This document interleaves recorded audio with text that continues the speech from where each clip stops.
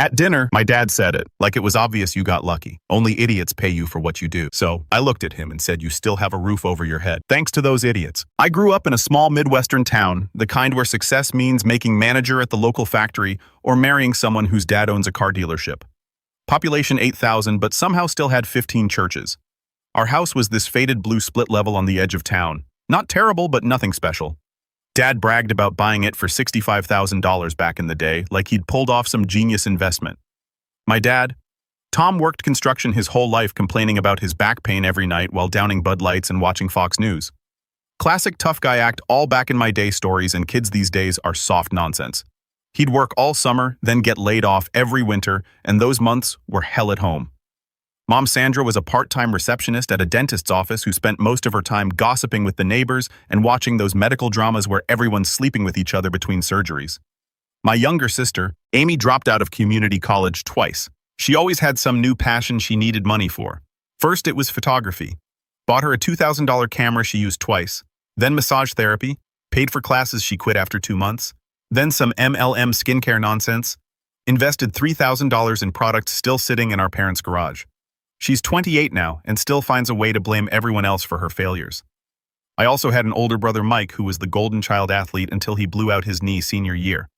He got hooked on Oxy after the surgery, then harder stuff. He moved to Colorado 5 years ago, calls mom on holidays sometimes.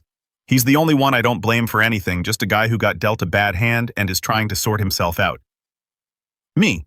I was the quiet middle kid, the one they only noticed when report cards came or the internet wasn't working. I got into software development when I was 16, taught myself coding while everyone else was partying or playing sports. My high school didn't even offer computer science. I had to learn everything from YouTube tutorials and free online courses at the library because our home internet was dial-up until 2010. Not even joking. Built my first profitable app at 19, a simple productivity tool that made me about $50 a day in ad revenue. Nothing crazy, but it was my first taste of making real money. By 22, I'd landed a remote senior developer position for a Silicon Valley company, 6-figure stock options, the works. They didn't care that I never finished college. They only cared that I could code circles around guys with CS degrees from Stanford. When I got that first job, I was still living at home. The plan was to save up for 6 months, then move out. But then Dad lost his job again, and suddenly they couldn't make the mortgage payment. So I stepped in, just temporarily, I thought. That temporary help turned into 9 blasted years of being the family ATM. My setup is incredibly sweet now, custom-built home office with a triple monitor setup mechanical keyboard that sounds like a machine gun when I'm in the zone, and a view of the mountains from my condo. Got a dedicated server rack in the closet running my personal projects. I'm not some flashy Instagram dev bro posting about hustle culture or whatever. I just grind, build, and stack cash. Every morning, I'd hit the gym at 5 o'clock, protein shake, then straight to coding by 7. That's my real life, the one they never understood or respected. Then I'd check my phone, 3 missed calls from mom, a text from Amy, asking when I'd be sending this month's help. My stomach would knot up. Being needed only for my wallet, never for me. Dad always called what I do playing with computers, said I got lucky and it wasn't real work like breaking your back. Meanwhile, I'm making $245,000 base salary with bonuses and remote flexibility while funding their entire lifestyle. Every time I visited, he'd make some comment about how I should get a son or meet a real girl instead of those computer ones, whatever that means. Then in the same breath, he'd mention how the roof needed replacing or how they were thinking about a vacation to Florida. And for 9 years, I just took it. Nodded along, made the transfers, paid the bills, fixed their computers and phones for free, listened to them dismiss my entire career while living off the proceeds. I'd tell myself they were family, that I was helping them, that I was being a good son. What a joke it was. It was a Tuesday when everything changed. I still remember it perfectly. I'd been up since 4 o'clock in the morning finishing a major update for a client. Our team had been working on this deployment for months, and we finally pushed it to production around 9 o'clock. The release went smoothly. No major bugs, no rollbacks needed. My boss even sent me a personal message, killer work. I was riding that post-project high feeling accomplished and decided to take the rest of the day off. On a whim, I thought I'd surprise my parents with lunch. I hadn't been there in about a month since I'd been slammed with work. My mom's birthday was coming up too, so I figured I could get a sense of what she might want. Stopped by this Italian place they like, picked up some pasta and garlic bread. I parked a couple houses down a habit from when I was a teenager trying to sneak in late. As I walked up the driveway balancing the food containers, I heard laughter coming from the partially open window of the living room. I parked a couple houses down, a habit from when I was a teenager trying to sneak in late. As I walked up the driveway balancing the food containers, I heard laughter coming from the partially open window of the living room. Dad's voice carried clearly. The dumb fool thinks he's so important with his programming job, sitting on his backside all day pressing buttons while real men work. I froze on the spot, my hand halfway to the door. At least his button pushing pays our bills, my mom replied, but she was laughing too. That laugh cut deeper than any insult could. It wasn't the laugh of someone defending me, it was the laugh of someone who agreed completely. Did you see the way he talked about his promotion last month? Amy's voice now. Like we'd actually care about his nerd nonsense. Just tell us how much more money you'll be sending, Code Monkey. More laughter. Well, he didn't get my looks or charm, so I guess he had to be good at something. Dad said, his voice smug and dismissive. I edged closer to the window and peered in. They were sitting around the kitchen table, the same table I'd bought them last Christmas, along with renovating their entire kitchen. Dad was doing an impression of me, typing with exaggerated movements, hunched over and making dumb faces. Look at me, I'm Jake. I'm so smart with my computers. I make the big bucks but can't even change a tire or talk to real women.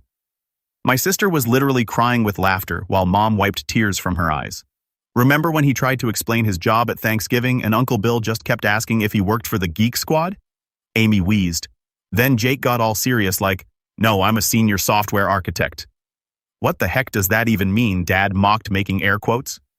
It means he sends us money every month, so who cares? Amy replied, and they all laughed harder. Mom chimed in, then her voice carrying that fake concerned tone she used when talking about me to others. I worry about him though. Always alone in that apartment with his computers. No girlfriend, no real friends as far as I can tell. This was news to me. I had plenty of friends, other developers, gym buddies, my BJJ training partners. I just didn't parade them around my family because, well, why would I? Heck, probably one of those incel types, Amy said. All those tech guys are. Dad nodded sagely as if my 28-year-old sister, who still lived at home and had never held a job for more than 6 months, was some kind of relationship expert. Boy needs to toughen up. Get some real-world experience. The kicker. They were drinking expensive scotch I'd bought Dad for his birthday in the kitchen I'd paid to remodel, while Mom was wearing the designer watch I'd gotten her for Christmas. Well, we should probably lay off him until after he pays for your new car, Mom said to Amy, barely containing her smile. My new what? Amy perked up. Oh, I didn't tell you, Mom looked smug. I was thinking we'd ask Jake to help you get a new car for your birthday. That old Honda is on its last legs and you need something reliable. Holy cow, do you think he will? Amy was practically bouncing in her seat. Of course he will, Dad said with absolute certainty. He always does. Just got to feed his ego a little. Tell him how impressive his computer job is. I stood there, blood pounding in my ears, a strange calm settling over me. 9 years of supporting them. 9 years of monthly transfers paying off their mortgage funding. Amy's repeated attempts at college medical bills, car repairs, vacations, all while they saw me as nothing but a joke and an ATM. I'd always suspected they didn't respect what I did, but seeing it displayed so nakedly, hearing it in their own voices, something hardened inside me that would never soften again. I looked down at the food in my hands. Slowly, silently, I placed it on the welcome mat, the mat I'd bought them last Christmas. Then I took a picture of it sitting there with their front door in the background. Don't know why. Just felt important somehow, like documenting the moment everything changed. Then I walked back to my car and drove away. They never even knew I was there. I drove with no destination in mind, just driving knuckles white on the steering wheel, jaw clenched so hard my teeth might crack. I ended up at this overlook about 20 miles outside of town. Used to go there sometimes in high school when I needed to think.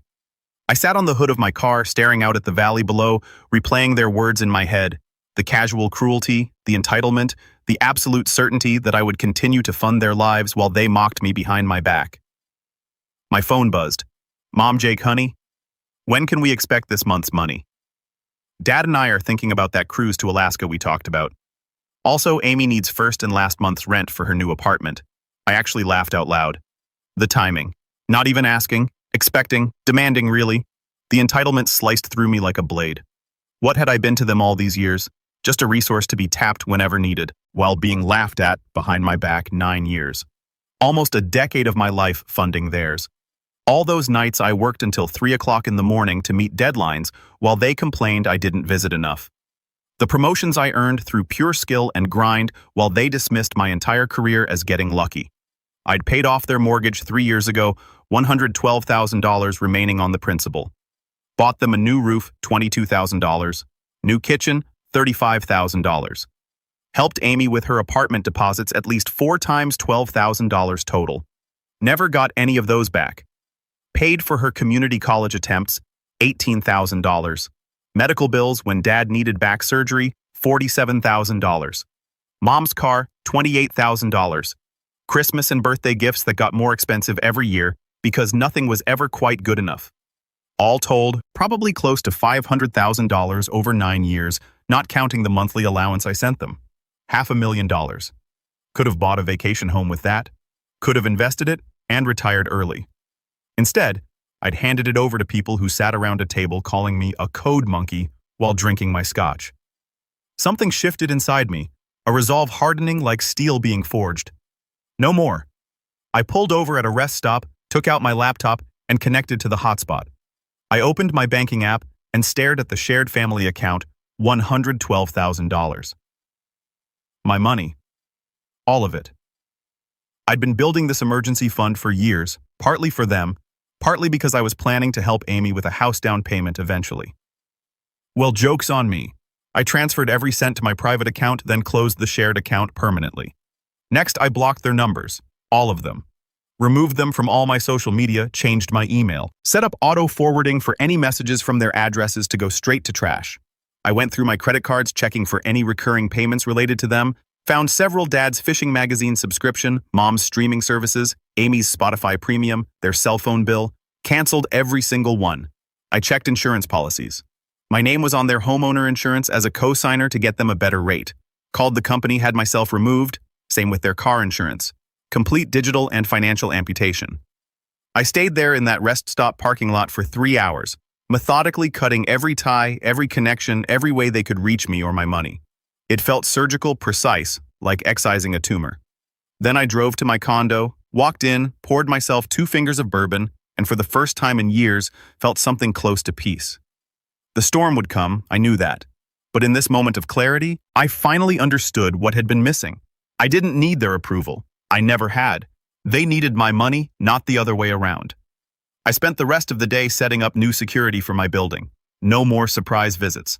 Called the building manager, explained I was having issues with family members showing up unannounced, asked that they not be allowed up without my explicit approval.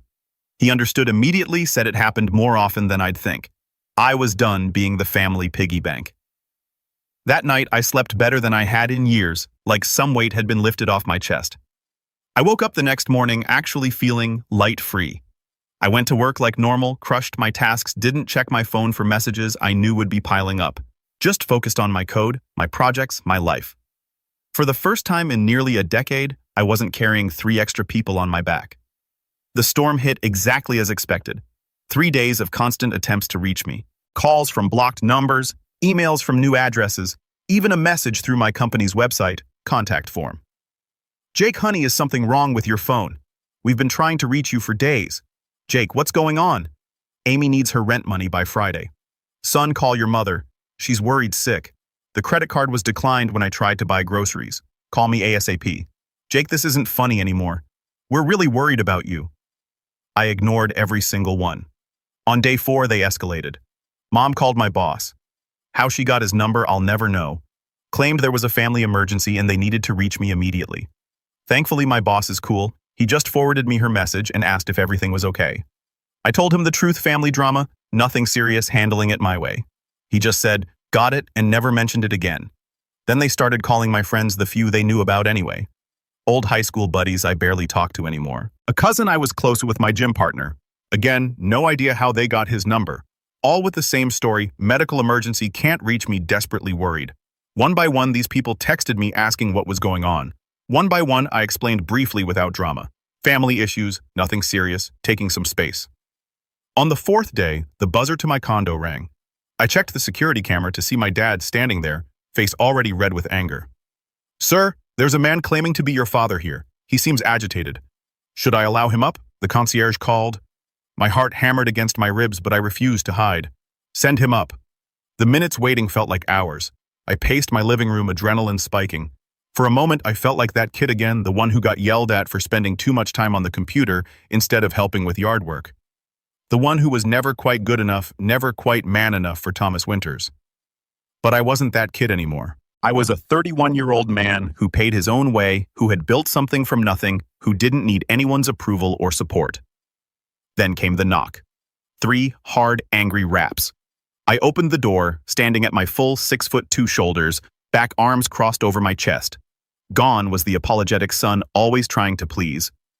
In his place stood a man who'd finally had enough. What the hell is going on? Dad pushed past me into the apartment just like he always did, assuming he had the right. I closed the door, my voice calm and cold.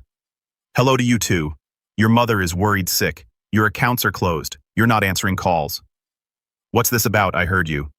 That Tuesday at the house, I heard every word. His face went through a rapid series of expressions. Confusion, then recognition, then dismissal. What you mean us joking around, Christ, son? Don't be so sensitive. We were just having a laugh. At my expense while living on my dime. That's what families do. They tease each other. It doesn't mean anything. Then I guess the money I send doesn't mean anything either. His face darkened. Now, wait a minute. 9 years, Dad. 9 blasted years. I've been supporting this family, paying your mortgage, funding Amy's 3rd attempt at college, buying Mom new appliances and all, while you mock me, my career, and everything I've built. We're grateful for the help, but you're not grateful. You're entitled. You expect it as if it's your right to live off my work while treating me like some joke. His face was turning purple now. We're your family. That's what family does. They help each other. I laughed. Couldn't help it. Help goes both ways, Dad. When's the last time you helped me with anything?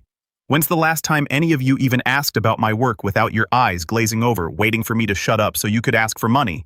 He opened his mouth, closed it again.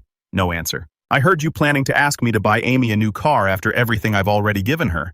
After paying for 2 degrees, she never finished. After 4 apartment deposits, she lost. She's going through a tough time. She's been going through a tough time since she was 19. She's 28, Dad. When does she start taking responsibility for her own life? That's not fair. Not everyone can be a fancy computer genius. I just stared at him. The dismissal of my hard work, my years of learning, my constant hustle, all reduced to fancy computer genius. As if I'd been born knowing how to code, as if I hadn't spent thousands of hours teaching myself, building projects, failing, learning, trying again. The bank is closed, I said simply, permanently. You can't just cut us off. We have bills, expenses. So does everyone. Get a job. Mom too. Amy definitely. Your sister has a job. Part-time at a coffee shop doesn't count when you're 28. Time to grow up. All of you. His face contorted with rage, the vein in his forehead throbbing. You ungrateful little jerk. After everything we've done for you, name one thing. I stepped closer, towering over him. One thing you've done for me in the last decade that didn't involve asking for money, he stammered. I taught you how to be a man.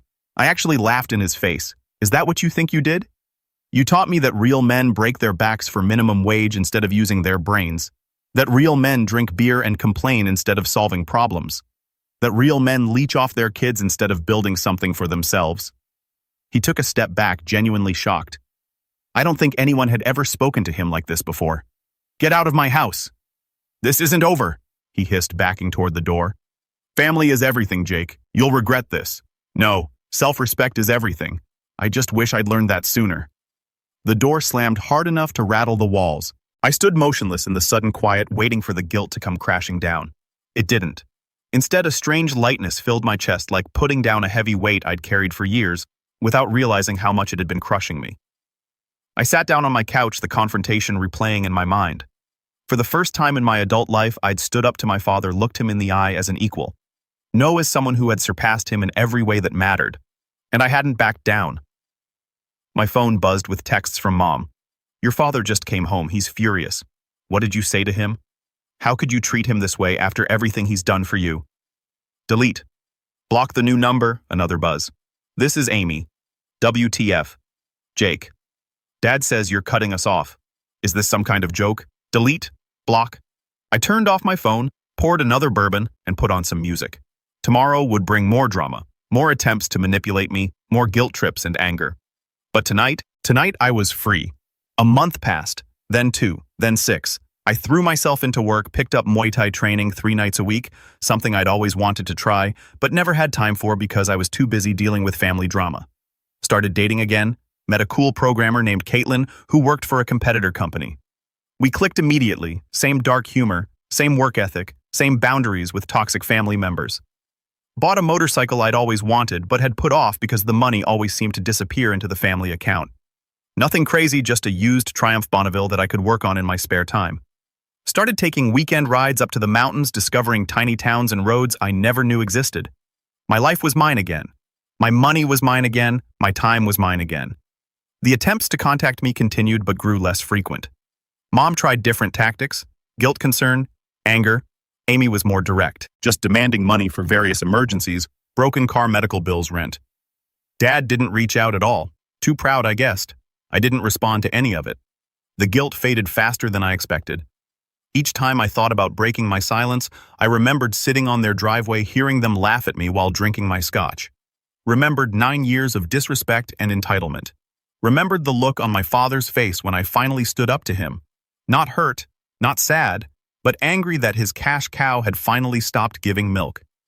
The holidays were the hardest. Thanksgiving came and went, then Christmas. I spent both with friends, but there were moments alone when the family-shaped hole made itself known. Not because I missed them exactly, but because I missed the idea of what a family should be, the support, the mutual respect, the shared history that doesn't come with an invoice.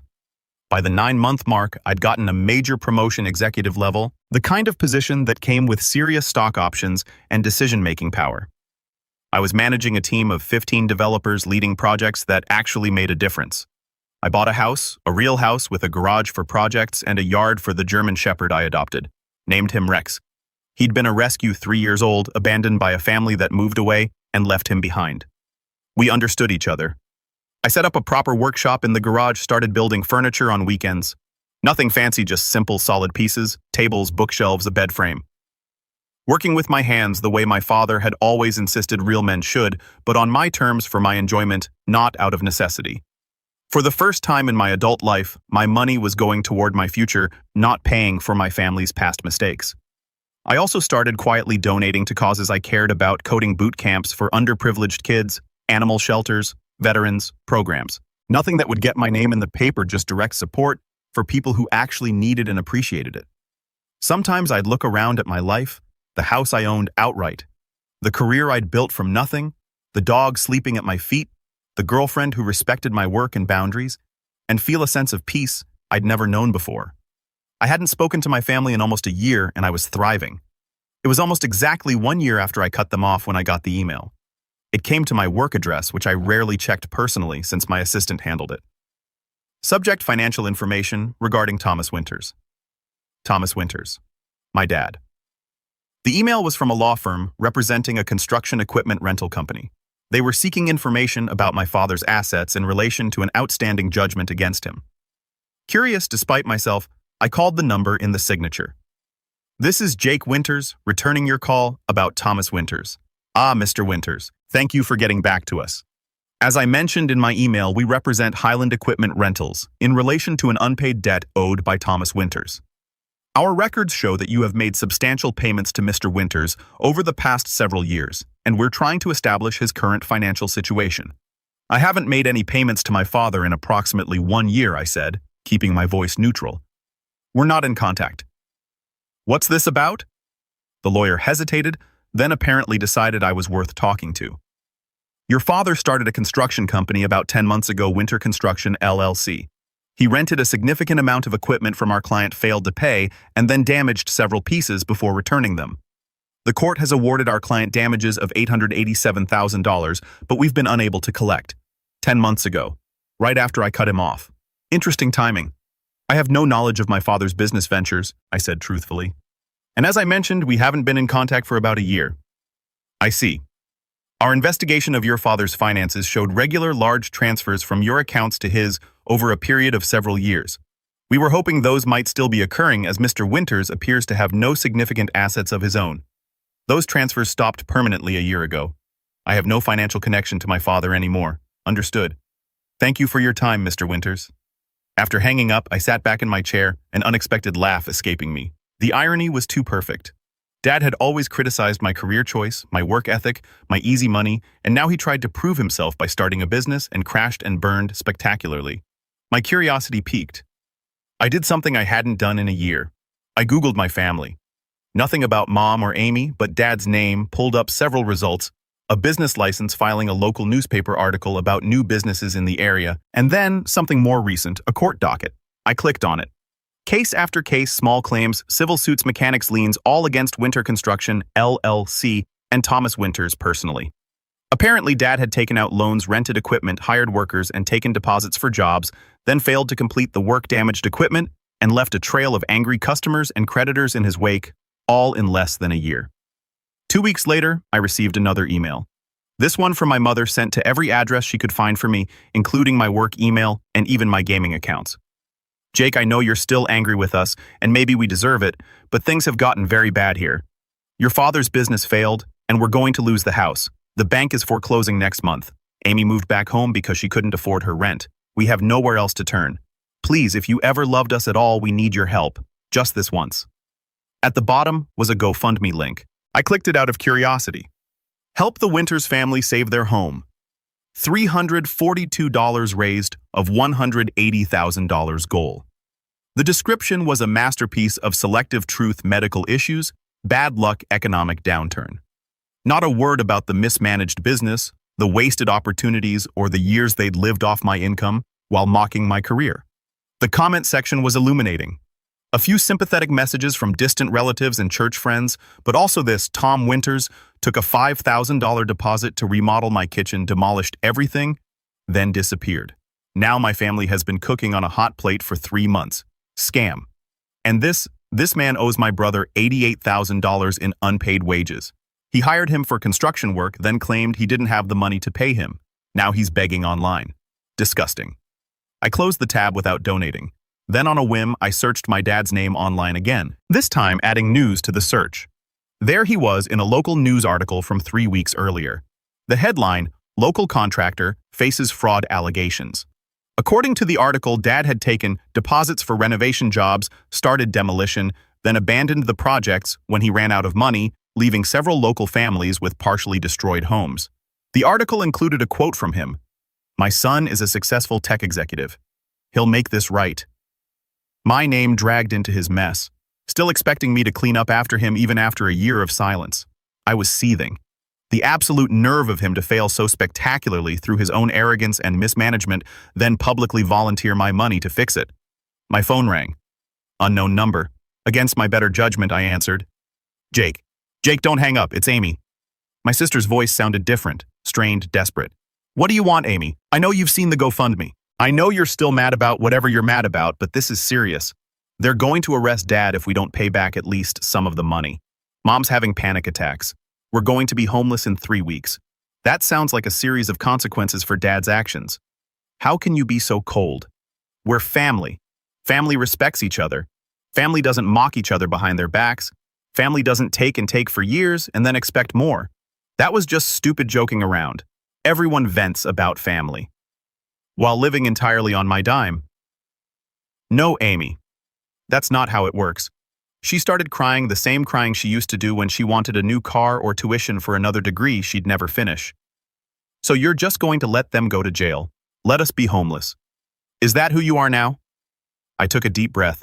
Dad made his choices. You've made yours. I made mine. What's that supposed to mean? It means no. No more money. Not 1 cent. You're all adults. Figure it out. You heartless bastard, she screamed. Her crying instantly replaced by rage. After everything we've done for you, Mom was right. Money changed you, made you think you're better than us. I was always better than you, Amy. I just didn't realize it until now. I ended the call, turned off my phone, and took Rex for a long hike in the mountains. The air was clear. The views were spectacular. Freedom felt better than I'd ever imagined. 3 weeks later, I was in Seattle for a tech conference when I received a text from a number I didn't recognize.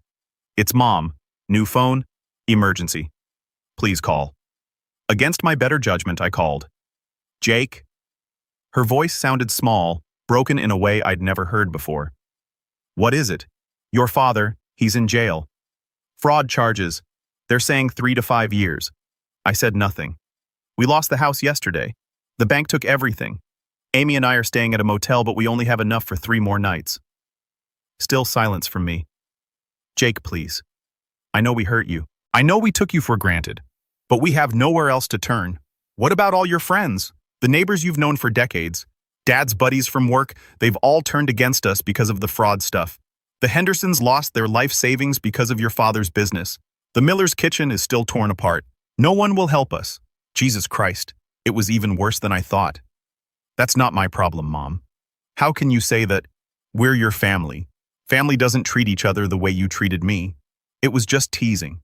We didn't mean anything by it. Yes, you did. You meant every word. You never respected me, my work, or what I built. You just wanted the money it provided. She started sobbing. I'm sorry. We're sorry. I didn't understand. I was wrong. Your father was wrong. Please, Jake, we have nothing. No one. The sobbing continued on the other end of the line. I sat there in my hotel room looking out at the Seattle skyline, feeling nothing. Not satisfaction at their downfall, not guilt for their situation. Just nothing. Jake, please, we have nowhere else to turn, my mother repeated between sobs. I took a deep breath. I'll make you a deal, I said finally. I'll pay for 3 months in a basic apartment, not a nice one. Basic. I'll pay Amy's tuition for 1-degree program if she maintains a 3.5 GPA and works part-time. If she drops out again, it's over. I won't pay any of Dad's legal fees or restitution. He made his bed. As for you, Mom, you'll need to get a job. Any job. But I haven't worked in years. McDonald's is always hiring. The silence stretched between us. Your father always said you were the cold-hearted one, she whispered. I never believed him until now. I laughed, genuinely amused. Still trying the guilt trips. Huh? Offer rescinded. Good luck, Mom. I ended the call and blocked the number. My phone buzzed with an email from Amy. I know Mom just blew it with you. She told me what she said. Please don't punish me for her mistake. I'll take your deal. Any conditions? I'll work. I'll study. I'll keep a 4.0. Just please don't leave us with nothing. I'm begging you, Jake. I was wrong about you. So wrong. Attached was a photo Amy and Mom sitting on a motel bed surrounded by garbage bags filled with what looked like clothes and personal items, the remaining possessions of a family that had once lived comfortably on my dime. I stared at the image for a long time, not with satisfaction or pleasure, just nothing. They were strangers to me now. The people who had raised me, who I'd supported for years, reduced to desperate strangers begging for help. I drafted a simple response. I'll have a lawyer contact you tomorrow with terms. 1 mistake, 1 slip, and it's over for good.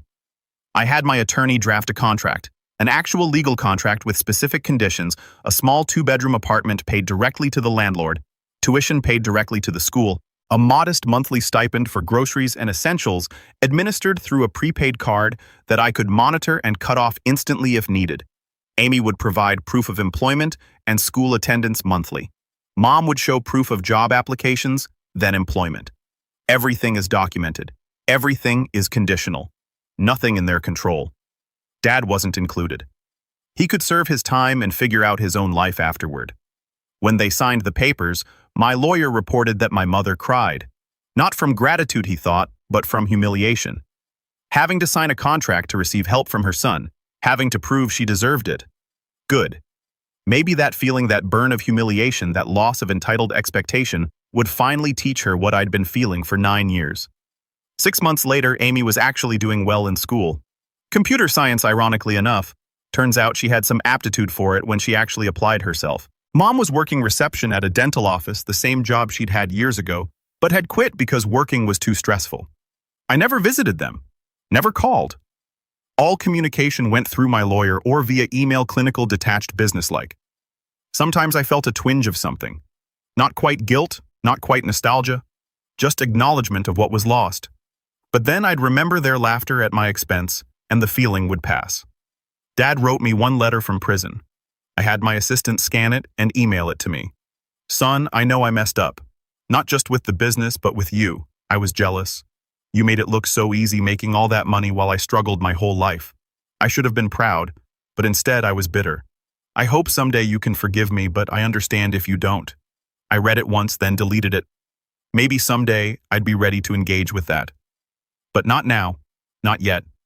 My life continued to improve. Caitlin and I got engaged. The company went public, making my stock options worth millions. Rex got a brother, another German Shepherd rescue named Max. The family that had drained me for years was now living by my rules, surviving on my terms. Learning the hardest lesson of all, that respect isn't optional, it's fundamental, that you don't mock someone while taking their money, that actions have consequences. I don't know if we'll ever have a real relationship again.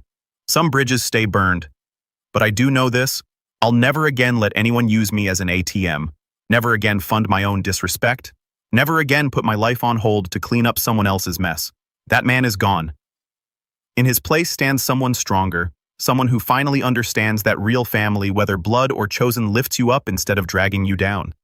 And that's a lesson worth every painful moment it took to learn.